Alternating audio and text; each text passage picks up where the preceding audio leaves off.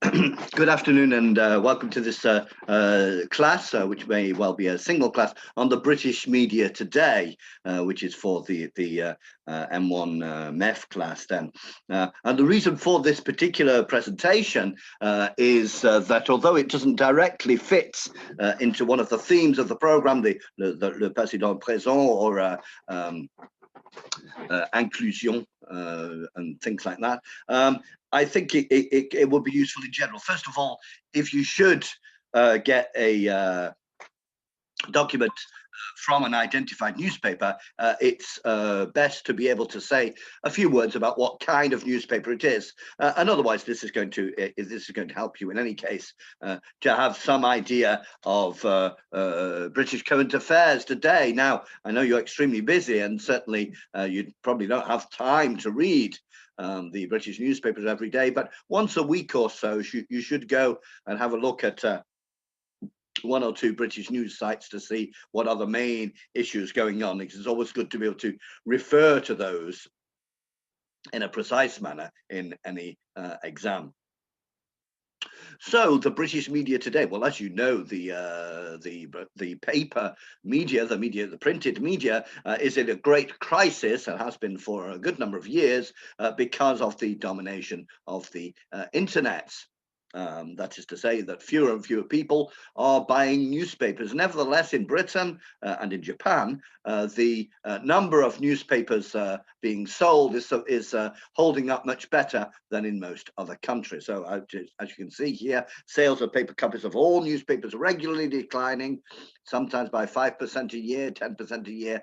But of course, many people read the news on the internet. Now, the difficulty for the newspapers with reading the news on the internet is how can they make some money, and the various business models used. For example, the Guardian, which is an important daily newspaper, center left, if you like, a little bit on the left, and it is free. It is free online. Almost all the articles are free online, and this is the choice that they've made. Make almost all the articles are free online, and they ask for contributions regularly. Once a year they will ask you if you want to give them some money. So this is one possible model for making a newspaper survive, even though it's online. Here's another one. The Times and the Sunday Times, you'll find that you can see very little online unless you subscribe. And similarly with Le Monde, and they try to get then the maximum number of subscriptions, trying to give something extra to their subscribers over and above the reading of the newspaper, perhaps, for example, access to the archives. Now, the Times goes right back to the 18th century, and so the archives are very substantial. Finally, and this is a weekly magazine I'll be talking about a little bit later on, you have a mixed option where if you sign up for free, you can read 5 articles every month. But if you want to read all the articles, then you need to subscribe. So this is a third option on what can be a way of making some money online. Naturally enough, the UK press in general is privately owned and controlled, as in all Western countries, where we consider that it's very healthy to have public television stations, but we don't normally consider it healthy to have government-controlled, government-owned newspapers. So all of the UK press is privately owned and controlled. A large amount of press freedom, can free to print whatever it likes. However, it is limited by libel law. I'm sure you know the word libel, which is destroying the reputation of somebody in print, as opposed to slander, which is destroying somebody's reputation orally. And finally, they are limited by the requirements of the Official Secrets Act, which allows the government to clamp down on the spreading of any information which might be of military interest or of national security interest. Now, the press, of course, is often, the press is often criticized for being owned by a very small number of very, very rich people. And this is in many ways a reasonable criticism, because here you can see Rupert Murdoch, who is the owner of the Sun and the Times in the United Kingdom, the Daily Telegraph and the Australian in Australia, the Wall Street Journal and the New York Post in the US, the book publisher HarperCollins, and the television broadcasting channels Sky News Australia and Fox News. An interesting thing about Rupert Murdoch, then, he owns both very popular and entertaining tabloids, The Sun and the New York Post, and very respected serious newspapers like the Times and the Australian. Now, in Britain, the basic division is still today what it has been for 20, 30, 40 years or more. There is a basic division both for the national daily papers and for the national Sunday papers, is a division between the popular papers and the quality papers. Now, unlike the popular press, the quality press relies much more heavily on advertising than sales for its commercial success. Although they sell less than the popular press, they can make more money in advertising, because in general their readers have more money, and therefore the advertisers are prepared to pay more to reach this particular audience. The popular press, which we used to call the tabloids, although the tabloid originally was a particular size of paper, and when they were invented in the end of the 19th century, the popular daily newspapers, they were the only newspapers which had this size, and the other newspapers, which are often referred to as quality newspapers, notice the inverted commas, because quality is something very, very difficult to define, were broadsheets, were huge newspapers. These ones you are very difficult to read in the metro, but more easier to read at home at the breakfast table. Well, the popular newspapers used to have the monopoly on this particular size, and this is no longer the case. Most of the serious newspapers, or the quality newspapers, now are the same size as the popular ones, but we still sometimes use the word tabloid to talk about popular newspapers. Popular tabloids in Britain normally have large illustrations, catchy headlines, lots of humor, and they carry much more sports, celebrity gossip, humor, wordplay, crime stories, problem pages, and scandal. There's much more of that. Indeed, the sport is often enormous. People often buy the tabloid only for the sport, people who like sport, which of course in Britain is a bit of a national religion. But perhaps the most important thing about popular newspapers is that editorial and news content is not separated. Any article on any page will very often be an opinion article, have their opinion in there. Quality papers, in inverted commas, give more in-depth economic and political analysis and deal widely with social and cultural issues. They have also changed over the last 40 years, because 40 years ago, the Times or the Guardian would say very little about popular music, whereas today, for example, even the serious newspapers will talk a lot about all different kinds of culture. But what identifies the quality papers in general is that editorial and news content is separated. That is, that you have the page with the opinion of the newspaper and other pages which are supposed to be somewhat neutral. There is an attempt to be neutral, or to look neutral at least. Now, newspapers in Britain in general are more opinionated than in France, and so just before an election, you will expect to see on the front page of every newspaper who they think you should vote for.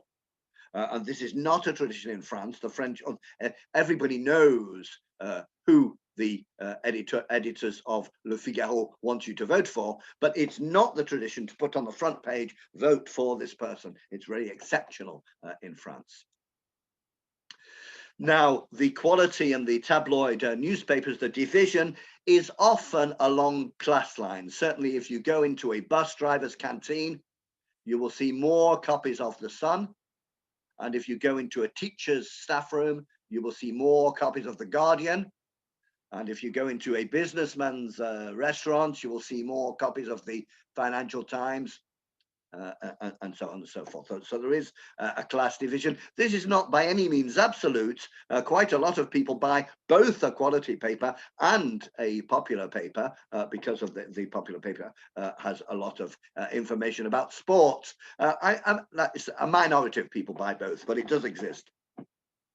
Finally, there is one more category which has been identified as mid-market dailies, which try to have the qualities of both types. So popular tabloids will have, for example, shorter articles and more catchy headlines, and quality newspapers will have longer articles. And the mid-market dailies will be somewhere in between the two. The Daily Mail and the Daily Express are both considered to be mid-market dailies. If we have a look at the sales, here I have the sales from 2019, because as you can imagine, 2020 is just so completely exceptional. It's not worth looking at the figures. And you can see that the figures for daily sales on paper are very high in Britain compared with France. So the Sun sold 1.4 million copies every day. The Daily Mirror, 500,000 copies every day. The Daily Star, 320,000 copies every day. This is something which, these are figures which you can get if you sell a newspaper in Japan or in Britain, but you can't get in France. I'm not sure if there is any newspaper at all in France that sells 1 million copies. I think West France may be the closest to it. Also notice that in Britain, it's not unusual at all to read a national newspaper in the morning and a regional newspaper in the evening. This is a kind of tradition. So it's not unusual to read two daily newspapers. Again, this is something rather exceptional about Britain. So let's have a look at some of the popular tabloids first of all. And as you can see, they want you to what's the word? They want to attract your attention from a long way away. And so they will pay a lot of money to photographers to get scandalous pictures. And you can see at the bottom right here from a few years ago, when Prince Harry thought it was funny to dress up for a party as a Nazi. And some photographer made a lot of money by managing to get the photograph, and you have then the front page of the Sun, Harry the Nazi. Now, this does not mean that the Sun's opinion is that Harry is really a Nazi. It means it means that the Sun thinks they can sell a lot of newspapers about that. You can see the working class nature of the audience by the fact that, first of all, the Sun is very cheap. 30 pence it was at that point. And secondly, at the top, you can see there is an advert for holidays for £9.50. So extremely cheap holidays. Yeah, there's a few days by the seaside in Britain, but instead of costing £100, it's only going to cost you £10 or so. So obviously they're trying to attract people who really don't have very much money. And on the left is the front page of the Sun on the day of the election. I'm not quite sure which election, whether it's 2019 or 2017, it doesn't matter very much. But you can see here, you have Jeremy Corbyn, the very left-wing leader of the Labour Party until last year.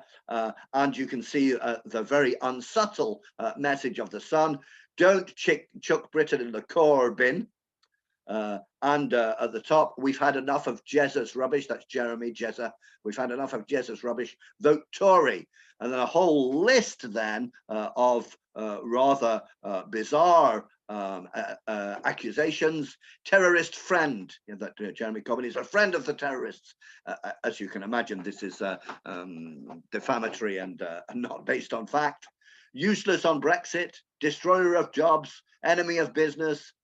Puppet of unions, nuclear surrender, etc., etc. Marxist extremists, so your whole list there. And given that this newspaper is selling 1.3 million copies, you can see that it probably has some significant influence. Two more there. Another one there of the Sun there: Save Brexit, Save Britain.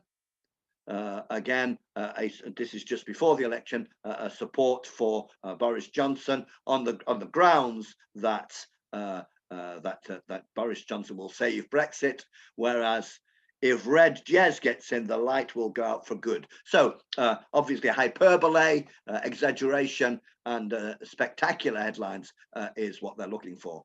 At the bottom there, you have a front page from another daily tabloid newspaper, the Daily Star. with an interview with an ex-lover of Princess Diana's many years later, and the picture of the lightly dressed woman. And just two more there. I wouldn't like to give the impression that the Sun, as a tabloid, is always having political front pages, and that its only objective is to raise the conservative arguments in the country. This is not true. It's very, very common to have emotional or gossip-based front pages. So, for example, there we have this rather bizarre story about the Sun rescuing a donkey by parasailing. All sounds very unlikely, but there you go. And on the bottom right, a double front page here with one TV star who is dying of cancer and going home to die with her mum. So a very, very emotional, sentimental sort of headline. And just above that, a slightly rude headline. I know secrets of Beck's tackle. Now, Beck's tackle. Beck is a what's the word? Beckham. This is David Beckham. Is a footballer, and to tackle is something which you do in football, and so it could mean I know all the secrets of how he plays football. However, tackle is also slang for a particular part of male anatomy. So you can the very, very typical Sun approach here. The Sun, however, or as well, unfortunately, does have a tendency to be prepared to do almost anything to sell newspapers, and so in particular they occasionally actually invent stories, and here they had to publish an apology in 2010. I'll just read it to you. It's concerning an article about a trade union leader. An article on the 15th of September reported RMT General Secretary Bob Crow had a union subsidized home and a luxury car. The RMT is Rail, Marine and Transport. It's a big trade union with a large number of members. In fact, Mr. Crow's home has never been subsidized by the union, and he does not own a car, union or otherwise. He champions public transport. We are happy to set the record straight and apologize to Mr. Crow. Now, as you can imagine, the original article was a very big article, and this is a small apology in the corner. But it's a useful symbol, if you like, that they are actually prepared to make up and completely invent some stories. I wouldn't say that they do it every day, but they can do it. I have another example here, also again concerning Jeremy Corbyn, the left-wing leader of the Labour Party until last year, and the Sun published this picture at the top on the day that Jeremy Corbyn attended Remembrance Sunday, which is the ceremony where all the party leaders get together to commemorate those who died in the First World War. Perhaps the second as well, I'm not quite sure.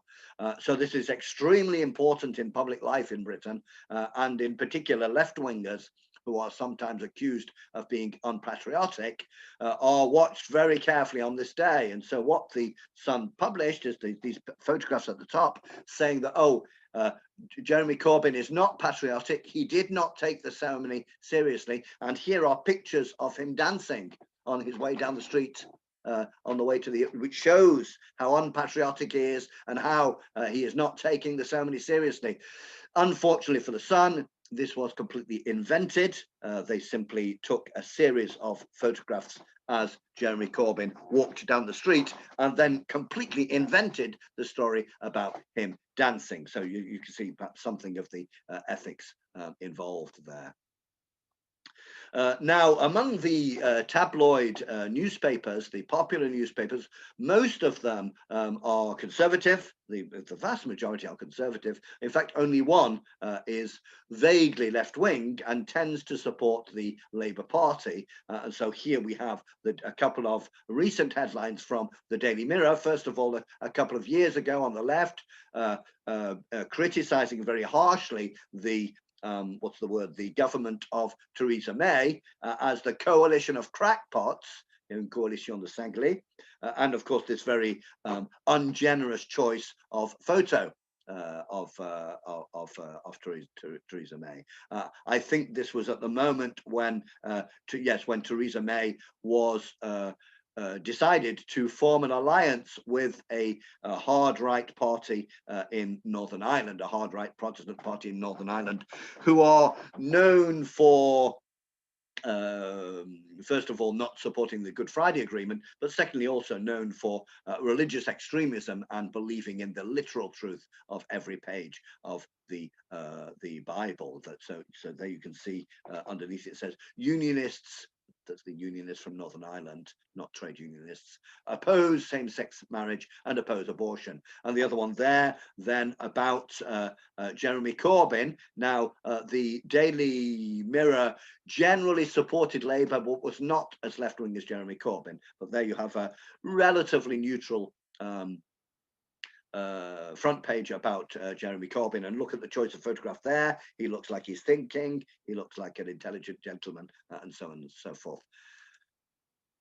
So that, as I said, among the national daily tabloids, only one is left-wing, the Mirror, and then we have two more examples there. First of all, their reaction to the election of Barack Obama a few years ago, reborn in the USA. Historic pullouts inside a special supplement to commemorate this incredible moment when a black man was elected president of the United States.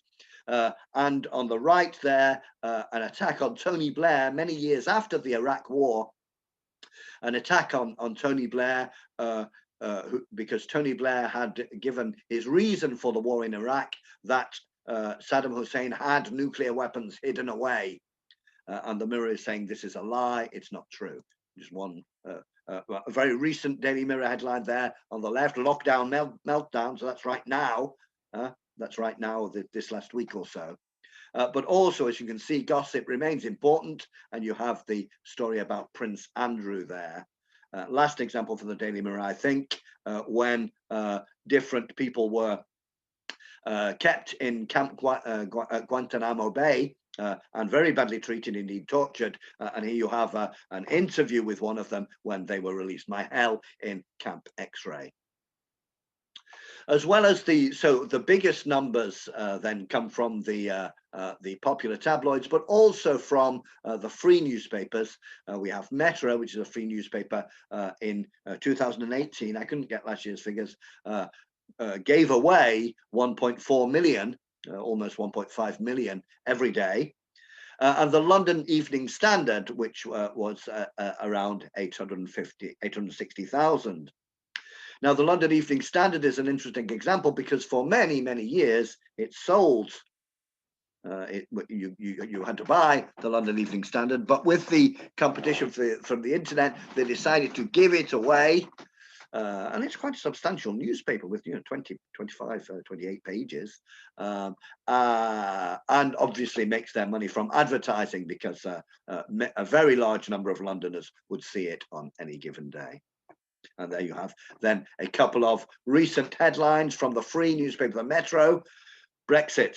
EU will punish Britain. Now, I'm not quite sure who said that. It may have been Boris Johnson, but this was the opinion that in the present negotiations, that the European Union will be keen to make things very hard for Britain. And a recent one on the other side from the Evening Standard, obey rules or risk lives, London told. And this is the question of the lockdown and other rules which are going on at the moment. If we look at the mid-market newspapers, again, figures from 2019, you can see that we have the Daily Mail, 1.2 million every day. This makes it the second best-selling one after the Sun, 1.3 million for the Sun, 1.2 million for the Daily Mail. And these, as I already mentioned, these are figures which no newspaper publisher in France can dream of. There's no point in dreaming of selling 1 million copies a day, but because the British are big newspaper readers. And otherwise, the Daily Express, 300,000 or so.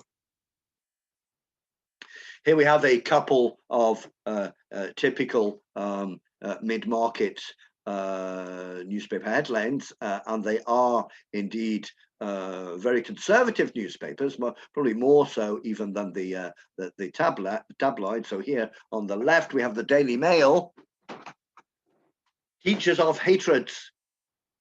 Now, what happened here is that when Margaret Thatcher died, around the country there were quite a number of places where they had a little party to celebrate, and this is an enormous scandal article where they found that present at one of these parties was a teacher. So they must be, because they're having a party because Margaret Thatcher died, therefore they must be teachers of hatred. You see the style. And then on the other side, Britain must ban migrants. So you can see the sort of politics involved. Notice that the Daily Express is being sold at only 10 pence. And they're advertising, we are cheaper than the Daily Mail. So they obviously consider the Daily Mail to be the main opposition here. And here again we get two more recent ones. The Daily Express giving there a factual front page, short, sharp lockdown on the cards. That on the cards means probable, and suggesting that in the next few weeks there might be what they call a circuit breaker lockdown, that for a couple of weeks people will not be allowed to go to work and so on. And the other one then, the Daily Mail, rather fascinating piece from a few months ago, Let Our Teachers Be Heroes. And what it says is that it said that the teacher unions were not very keen on opening the schools again immediately because they considered it wasn't safe. And the line of the Daily Mail is that in all our hospitals, the nurses and doctors are heroes and heroines, and all these teachers would like to be heroes and heroines by opening the schools in a dangerous situation, but the nasty trade unions are stopping them. Quite an original take there. And two more then, patriotic one on the left, the Daily Mail, and on the right, Daily Express. Now Muslims get their own laws in Britain. As I think you can probably imagine, it's best to take these with a little bit of salt. That's almost half an hour. I'm going to stop there, and there will be a second one not too far in the future. I just have to get to click on the right things there. That one there, and then that one.